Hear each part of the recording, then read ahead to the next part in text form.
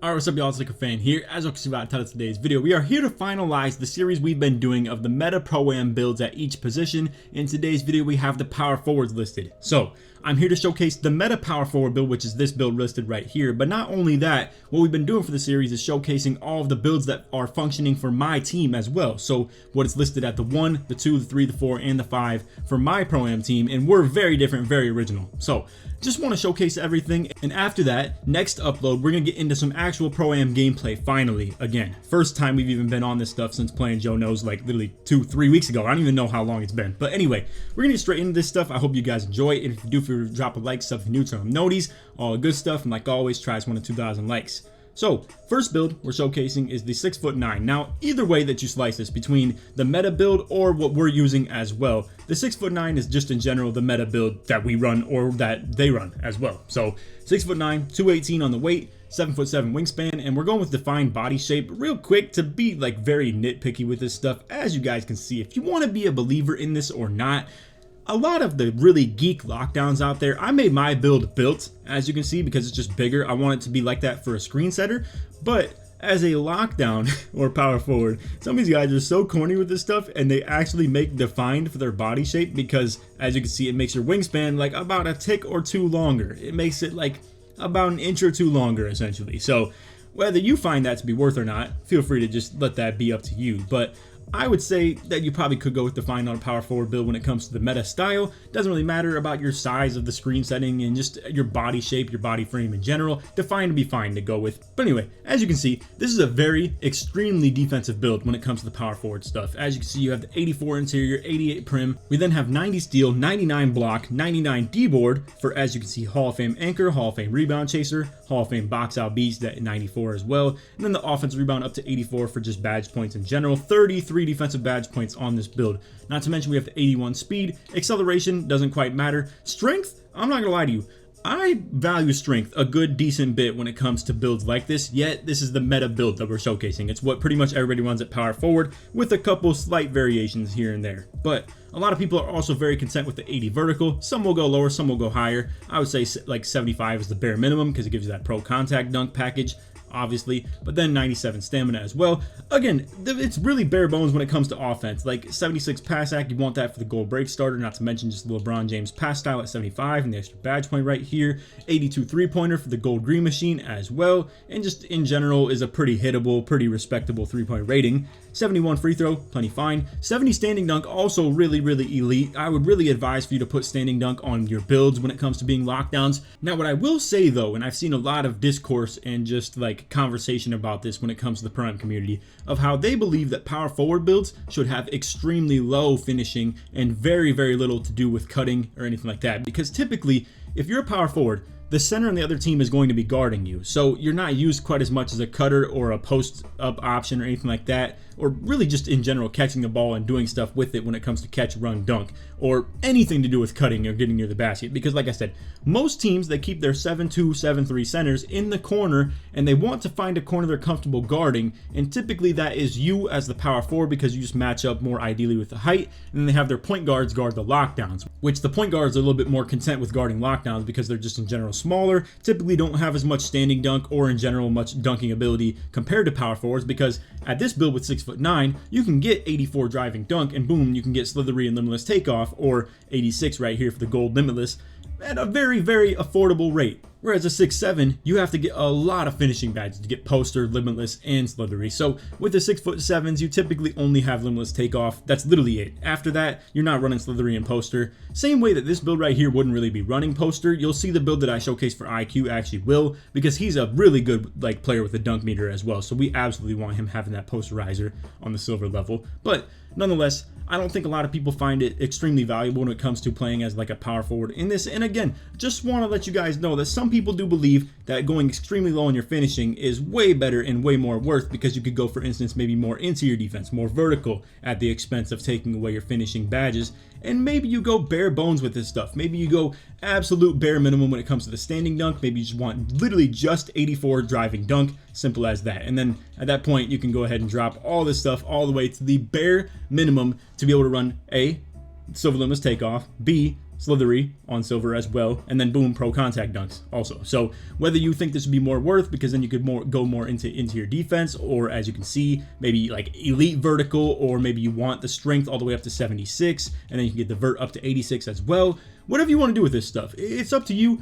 I will say this is a decent and okay level of finishing, and especially considered what we just talked about, how centers are going to be the ones guarding you.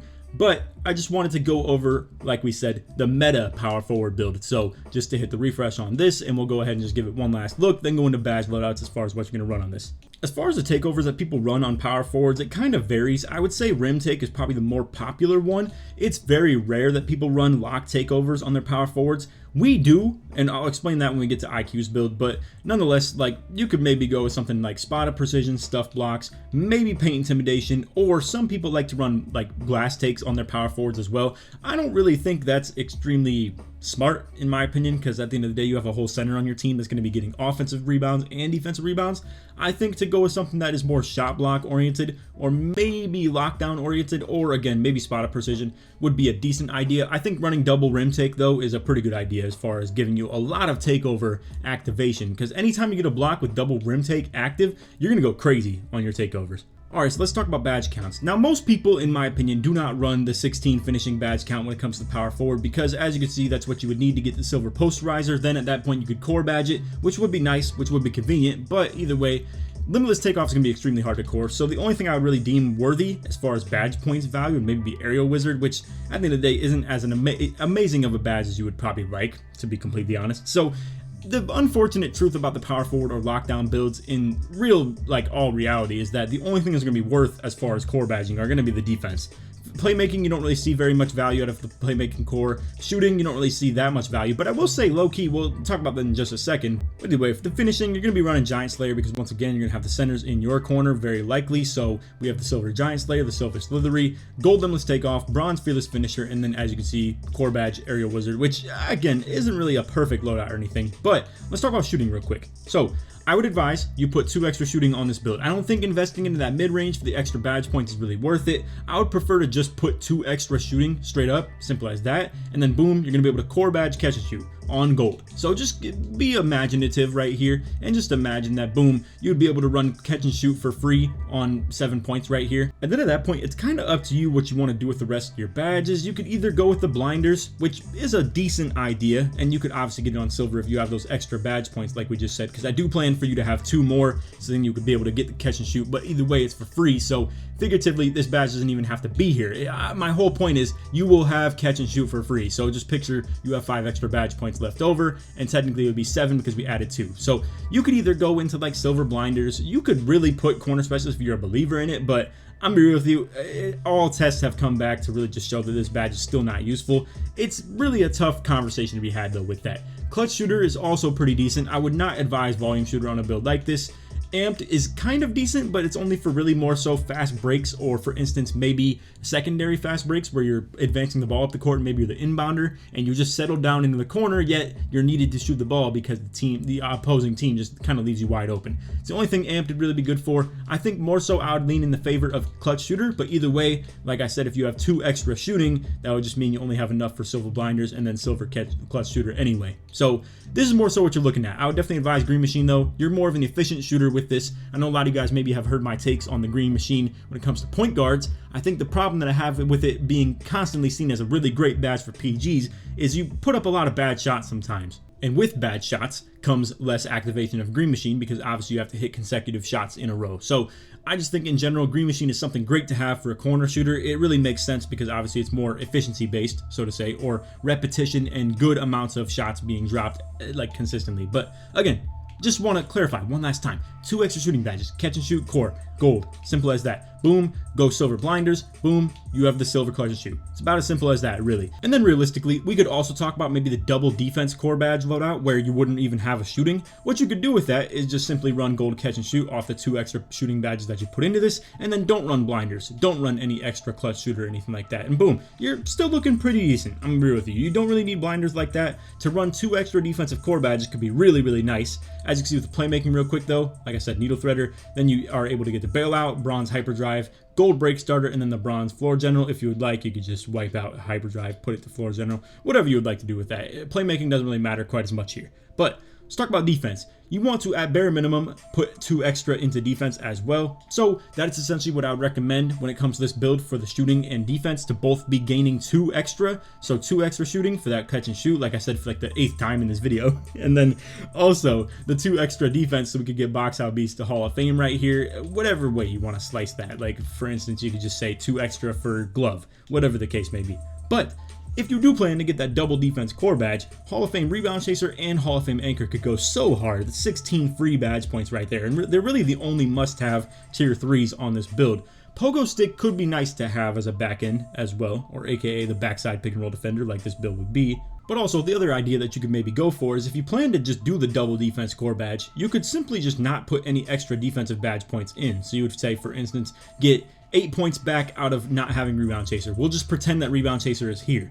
At that point, you would actually be able to run, let's say maybe for instance pogo stick as well for the 8, or as you can see, you can maybe upgrade your workhorse, for instance. Maybe you could get your off-ball pest up to a tad bit. You could run the silver glove. You could even put menace on if you would like, ankle braces on, maybe bronze. Whatever the case may be that you're looking for, whether it's something kind of goofy looking like this, either way, if you go with the double defense core badge, you'd be able to run rebound chaser and anchor, simple as that, and have all of these things on the screen right here without putting any extra defense into it. And then at that point, you'd be able to put in extra shooting tremendously. Or for instance, maybe you could put extra finishing as well to be able to get that posterizer on silver.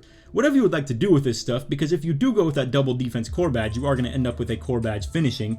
So again, it's kind of just a little bit of hypothetical and things like that that you can maybe do for yourself. Just wanted to give you guys a couple of those options though, between what you plan to do with the double core badge, or if you're just someone who isn't planning to hit level 40 this season, that you would likely want to put 2 extra defense and 2 extra shooting and default to what we just talked about 2 minutes ago in the video. So now real quick to talk about IQ's build in specific. This one is not too different from the meta power forward build. I will say though, we have to make it a small forward to be able to get everything that we wanted right here. So we want to be 205 on the weight. You can't really go that much lower than that at a power forward. So for instance, let's just move it to the PF. And as you can see, if we go to the 6'9", the minimum weight becomes 210, and we want it to be 205. So this one is way more lightweight when it comes to the power forward position. I will say though, I am a big fan of how it looks. As you can see, we have that 76 strength, 80 vertical. We actually upgrade the acceleration on this. I want to just go ahead and show you guys all the details. So 6'9", 205, 7'7" wingspan, and defined body shape. Now, mind you, the knocks on this compared to the other build is that we don't have Hall of Fame anchor, we don't have Hall of Fame rebound chaser either. It's only gold on those 2 things between the anchor and rebound chaser. So that is the knock and the downside to it. The upside to it is the offensive threat that you provide with this. So as you can see, we have 17 finishing badges and 17 shooting badges put in for the exact reason of, say, for instance, the catch and shoot right here on gold. We also have the 17 for the fast twitch and posterizer, whichever one you want to core. And then let's talk about the vision behind this when we actually created it. So the idea is that we don't want point guards to be able to hide themselves anywhere. So once again, you may think then, let's talk about our team, for instance. So I know it's going to be hard for you guys to process this stuff, but essentially let me just explain it like this. I am our small forward, technically, yet I'm as our screener. I'm the pick and roller. I'm setting screens and I'm pick and rolling as a 6'9" inside big men. Our 2 corners are IQ as a 6'9", and then Tonic as a 7-footer. Point guards don't guard Tonic. Simple as that. So, knowing that point guards, as opposed to how other teams work where IQ is our power forward, point guards don't guard other teams' power forwards because other teams don't put their center in the corner like we do with Tonic. So, PGs can't guard Tonic. It's as simple as that. He will take them to work in the post. He is an outside post scorer that's playing corner for us because of the fact that I am the undersized screener. Simple as that, right? So now we have IQ as our power forward who gets guards to guard him all the time. So now we have a tremendous amount of finishing badges. We have 68 standing dunk to be reliable when it comes to the standing dunk packages as well. 65 is really all you need if you ask me. 87 driving dunk for, once again, all of the alley-oops, the pro contact dunks, the gold limitless takeoff as well, and then a badge point right here on top of that. Another badge point right here for the 67 layup, as you can see. So then with 85 close shot, we have gold fast twitch, an unreal amount of just being able to mash a small point guard, and then on top of that too, he's a post hooking option as well. Don't even sleep on that either because he goes hard with that Joel Embiid post hook as well, and it really is a bailout to have 2 corner shooters that can do anything with the ball. we have IQ and Tonic that are both good at just catch, run, dunk meter. They're both really good with the dunk meter. They're both really good with doing things that relate to maybe, let's say, for instance, fading to the corner off a catch and shoot, and maybe they fade to the wing, or they just catch it off an offensive rebound and run back out to the corner and fade it. Their post hooking ability as well, their post hop, their post fade ability for Tonic, and vice versa to this, because obviously this one's more of just post hook, and that's about it because of the close shot to mid-range ratio, I would say. But either way, the reason I'm more content with IQ maybe lacking the Hall of Fame rebound chaser or the Hall of Fame anchor in comparison to how other teams' power forwards work, we play a very sides-heavy defense where we switch everything. Even though I'm playing a 6'9" on-ball defender, which no team does for that matter either, they definitely play with the 6'7s or 6'6" pure locks to fight through all screens. I play on a 6'9" and I play on-ball defense as our lockdown. Yet, I have IQ to play with right here, where we're the exact same stats on defense. We both have 84 interior, 88 prim, 90 steal, 93 block, and then he has 94 D-board. I have only 81, but I have 94 offensive rebound to 81 defensive rebound. So just keep that in mind. All of that stuff, we're extremely versatile between those two things. We have the exact same badge counts, the exact same attributes, and we can function as a one unit together playing sides extremely heavy. So I am a huge fan of it, not to mention because he's a more offensive build than a lot of other people are going for as well. We upgrade the acceleration. I like the idea of his strength being high as well. You could go ahead and modify that yourself if you really don't like it. But as you can see, this is an amazing build to fit our team. I had everybody create these builds to fit around my build, and it works perfectly. And I would argue that my build allows them to shine as well because, again, I'm the 3 playing as a pick and roller. To be able to have a power forward that gets point guards to guard you is really, really cool and really dominating as well because, again, we can really make that stuff work at any given moment. Tonic can work against taller like centers and stuff and really expose their lack of perimeter defense because Tonic is really good at shot creating at that 7-foot position. And then on top of that too, IQ can once again just kind of mash small guards on cuts and stuff like that with the great driving dunk, the great close shot, and then the solid standing dunk as well. So as far as the takeovers that we run, I want to explain why IQ does this too. So again, I mentioned how a lot of power forwards run the primary rim take, or maybe there's no use for them to run the lock take because they don't guard ball. Now, I run slash take. I don't really choose to run the lock takeover or anything like that. I like to be able to provide to our offense. So me as a lockdown, aka the person that's guarding ball, I run slash take. But when I have takeover, it doesn't really influence anything we do on defense. When IQ gets takeover, I switch to our back end power forward and he switches to our on-ball lockdown. So he runs perimeter badge drop as well and then runs, like for instance, maybe a rim take secondary, or it could even just run double lock take as well for maybe passing lanes boost. And like for instance, just when he gets passing lanes, it helps him get takeover faster. But either way, my whole point is that our versatility on defense allows him to run a lock take primary because when he gets it, he now goes in Transformers mode, and instead of playing back end power forward, he's switching on to on-ball defense, and I switch to back end power forward. Alright, so as far as the core badging stuff and all the badge loadouts go, it's kind of similar, but not really. So as you can see, for the finishing, we have fast twitch cord for 7 points back in, and as you can see, we run silver posterizer as well. Now after that, you have the gold limitless takeoff and the silver delivery. You could either choose to run Silver Masher or Silver Fearless Finisher, whichever of them you deem more worthy. Again, keep in mind, point guards will be guarding you. So if you want to go with one extra badge point on the finishing to be able to get the Masher on gold or Fearless Finisher on gold, that'd low-key be a fire addition. I'm gonna be real with you, it would be so cool to just dominate people like that. Now, that is the one unfortunate thing, and obviously you're not going to run the double finishing badge core because we have so many more important things to do right here like defense. So I just want to say, like, it depends on what you're going to do. IQ is going to run the double defense core badge and just run pogo stick, and then also have rebound chaser and anchor as well. And then also added all of his extra defensive badge points in. So for instance, able to run glove, be able to run workhorse and stuff like that as well. And after that, you know, a little bit of miscellaneous and variants of things between, like, really, I mean, that's all the defensive badge you even need. Workhorse and glove being added right here as a power forward. That's about it. Pogo stick is really cool too, and when he runs the double defense core badge, he will be able to do that. Low key, if you really think about it, what would you rather have though? Fearless Finisher and like one level higher of Masher for like double core badging, say posterizer or something like that, or to have Pogo stick. I low key think the extra finishing could be kind of fire. I don't know if Pogo is extremely necessary, but either way, I still would recommend put all of your extra defensive badge points in. As you can see, you need at least 2 more for the glove, and then maybe at least like another 2 more for silver workhorse. If you want to go all 6, boom, that's workhorse and glove, and at that point, you have all of your important badges literally at max level.